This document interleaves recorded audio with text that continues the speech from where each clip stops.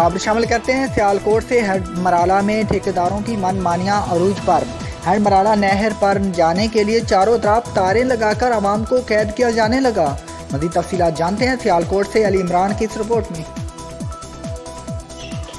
जी बिल्कुल, सियालकोट हेड मराला ठेकेदार लोगों से 30 रुपये से लेकर 50 रुपये तक वसूल करते हैं और इनको नहर पर जाने के लिए एक टोकन देते हैं। अगर कोई टोकन ना ले तो इससे झगड़ा करते और इनसे बदतमीजी करते हैं।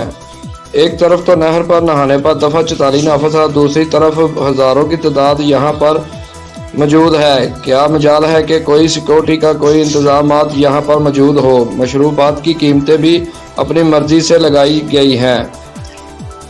दिन किसी ना किसी के डूबने की इतला मिलती है, मगर बाब इक़्तिदार को भी इसकी कोई फिक्र नहीं। अवाम का मुतालबा है कि अगर यहाँ पर फर्स्ट एड और मेडिकल की कोई सहूलत हो तो फिर इनका मसला हल हो सकता है। बाब इक़्तिदार इस तरफ भी नज़र करे, वरना हर रोज़ कोई ना कोई हादसा रूनुमा हो सकता है। छुट्टी वाले दिन यहाँ मेडिकल की सहूलत फराहम की जाए ताकि किसी हादसे की सूरत में इलाज मुमकिन हो सके। कैमरामैन टीम के साथ अली इमरान, सिटी 5 न्यूज़, सियालकोट।